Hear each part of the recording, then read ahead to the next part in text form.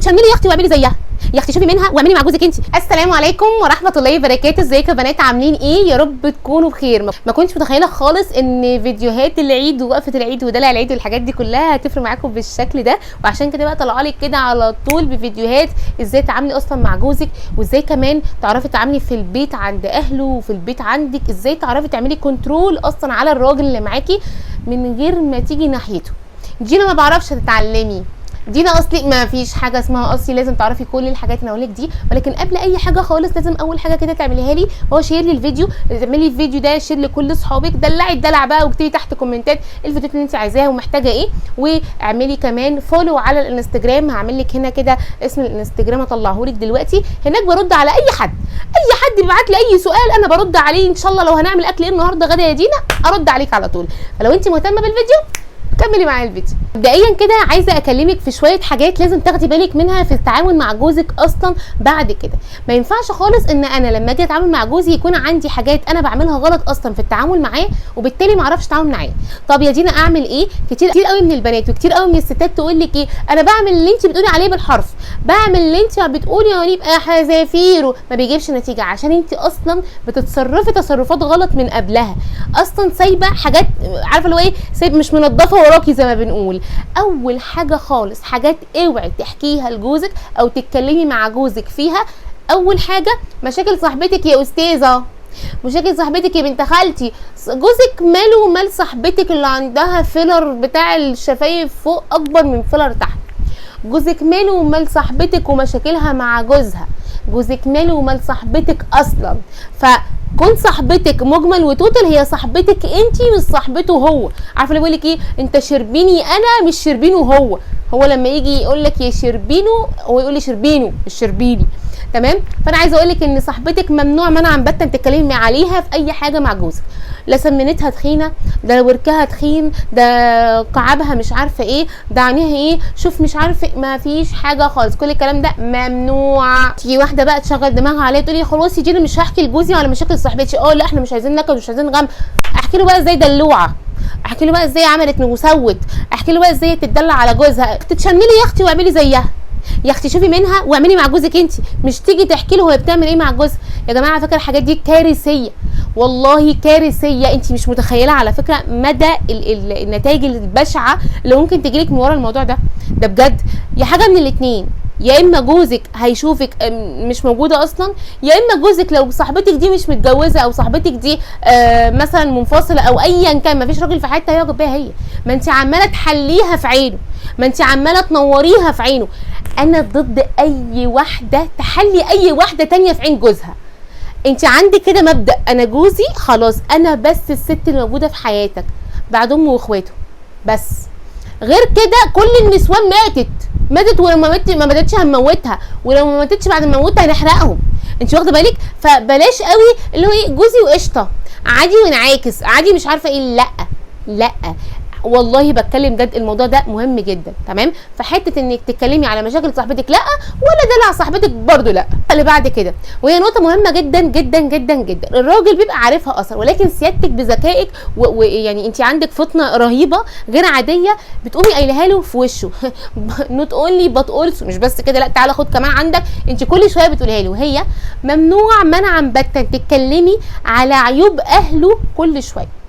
بصي يا ست الكل، كل راجل عارف عيوب اهله ايه، حتى لو كان بيدافع عنهم قدامك، حتى لو بيتشال ويتحط هو عارف جوه نفسه ايه العيوب، بس مش هينفع كل شويه تقول له ايه اهلك ده فيهم وبيهم، يقول لك اهلك ده مش لا مش هيعمل لك كده.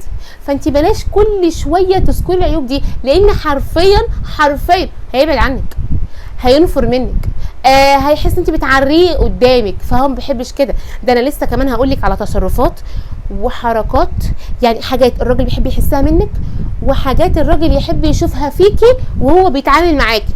دلع اديله ادي يا ام خالد حبيبه قلبي صاحبتي، اديله ادي.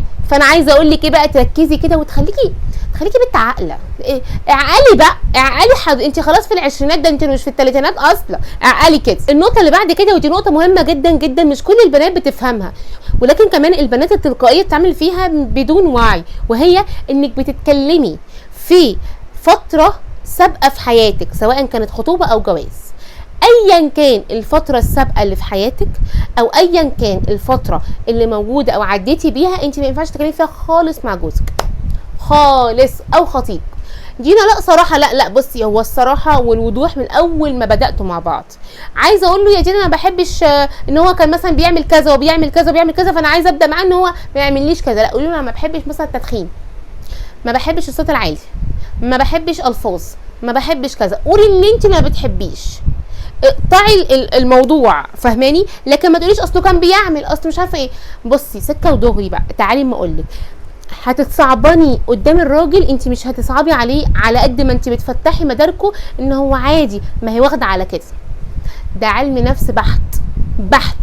يعني اوعي تقولي كان بيضربني، اوعي تقولي كان بيعمل فيا ايه، اوعي مهما بقى يا حبيبه قلبي، وانا اللي غير وانا اللي فوق وانا اللي تحت واليمين والشمال، هي الرجاله كلها تقعد تحللك الدنيا كده في الاول. ده طبيعي جدا، ده طبيعي جدا. هو الذكاء هنا انك تكوني عارفه انك بتتعاملي مع نفسيه اللي قدامك ازاي، انت فاهماني؟ فدي نقطه مهمه جدا جدا. اوعي اوعي اوعي ان انت تحكي خالص عن فتره سابقه في حياتك، سواء جواز او خطوبه لجوزك او اي حاجه حصلت بينكم. خلاص انت بتحطي نقطه ومن اول السطر. النقطه اللي بعد كده، ودي نقطه مهمه جدا جدا جدا جدا جدا، بتعزز ثقتك في نفسك، وفي نفس الوقت الراجل ده لو انت مش احسن واحده في الدنيا بيشوفك احسن واحده في الدنيا. وهو اوعي تتكلمي عن عيوب جسمك او تفاصيل جسمك اللي مش عاجباكي.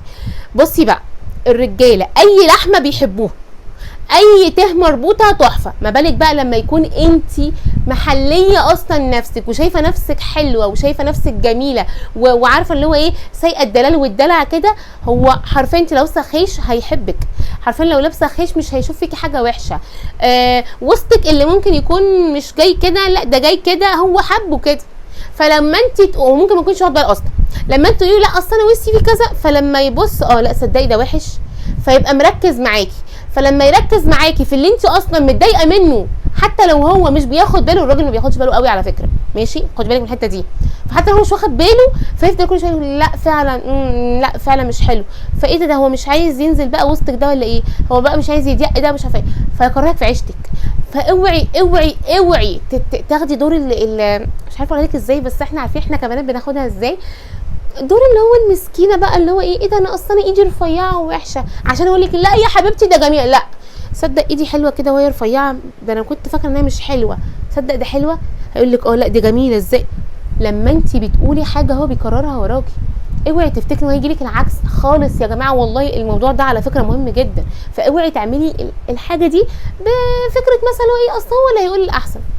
انسي. اخر نقطه معانا وهي نقطه مهمه جدا جدا جدا، بصراحه هي كل النقطه اللي اتكلمت فيها مهمه جدا، ولكن النقطه دي حرفيا بتخرب بيوت، ده بجد، ده بتخرب بيوت. ومش بس كده، ده بتزود مشاكل كتير قوي في حياتك.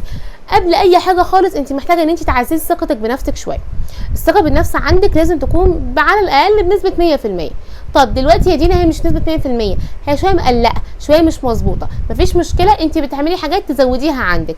لكن لو انت ما عندكيش ثقه بنفسك خالص، واصلا شايفه ان جوزك احسن حاجه او حلو او في الطمع او مش عارفه ايه، ما تبينيش ده. طب لو حاسه ان جوزك بيبص للبنات مش عارفه ايه، انت بتركزي ولكن ما بتهجميش عليه مره واحده. الموضوع ده محتاج فيديو طبعا لوحده وتفاصيل كتير، بس انا هقول لك على حاجه، نصيحه من اخت ليكي، ومحدش هيطلع يا جماعه يقول لك على الكلام ده على السوشيال ميديا ولا على اليوتيوب كله. لو انت حاسه ان جوزك بيخونك او بصباص او اوعي تهجمي عليه مره واحده، لان هو لو ما بيعملش حاجه غلط هتخليه يعمل حاجه غلط. انت متخيله؟ ادي دايما للي قدامك مساحته، بس انت تكوني حواليه. اديه دايما الطوق اللي يجري فيه، بس انت اصلا اللي في ايدك الطوق تضيقيه او توسعيه، فاهماني؟ يعني مثلا ما يكونيش مثلا في بنات معايا مثلا في الشغل السكرتيره بتاعته او طبعا عينك كده يا سكرتيره، صباح الفل صباح الفل، ده السكرتيره دي ليها قصه، ليها سلسله فيديوهات لوحدها. السكرتيره دي ده في اصلا كتاب فن تعامل السكرتيره، انت متخيله؟ في ليله بيضه كده. المهم خلينا نركز في اللي احنا عايزين نقوله دلوقتي. يعني انت ما تتهمهوش مره واحده انك بتكلم فلانه، انك بتتجوز فلانه، انت بتعاكس فلانه، لا. امتى تهجمي؟ لما تمسكي حاجه ملموسه، حاجه فعليه، حاجه حصلت، لكن اوعي يكون هو على الله وخمسه وانت ملبساه تهم. انت مجوزاه اصلا 4 عرفي و3 رسمي وواحده خلاص يعني معاها بتولد. ليه؟ هتفتحي دماغه ومداركه على حد تاني غيرك. اوعي تفتكري لما تعملي الحركه دي يبقى هو كده صباح الفل، كده انت ضمنتيه. ابدا، انت بتبعديه عنك، والله بخليه ينفر منك.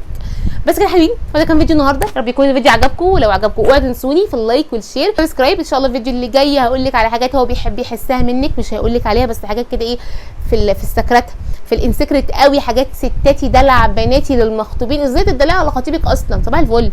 لا بقى احنا رايحين في حته بعيد قوي.